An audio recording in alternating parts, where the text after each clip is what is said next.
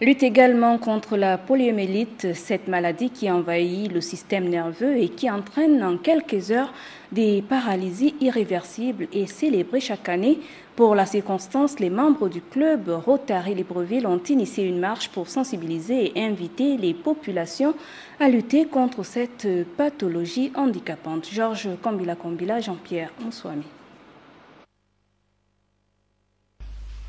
Le linéaire du lycée Paul Ndondjongonju, en passant par le lycée Léomba, était bondé ce jour.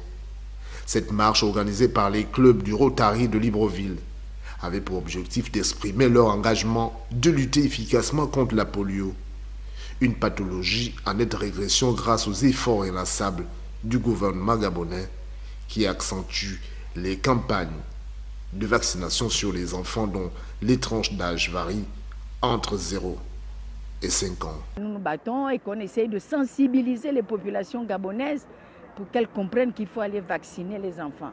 De 0 à 5 ans, il faut aller vacciner, pour qu'un jour, il n'y ait plus du tout de polio sur la terre.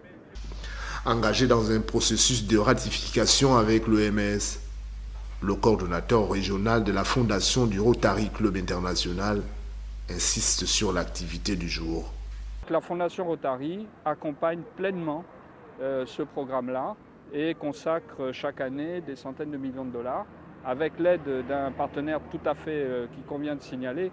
En plus, c'est la Fondation Bill et Melinda Gates qui contribue chaque année pour au moins 200 millions de dollars au financement du programme d'éradication de la polio.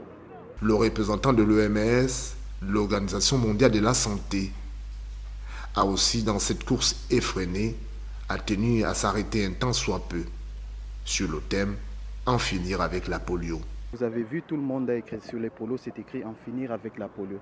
C'est-à-dire qu'on est vers la fin, on est sur le jeu pratiquement vers la fin, quand on dit « endgame ». C'est-à-dire quoi? Donc là, maintenant, nous allons... La majorité des pays ne notifient plus les cas de polio sauvage.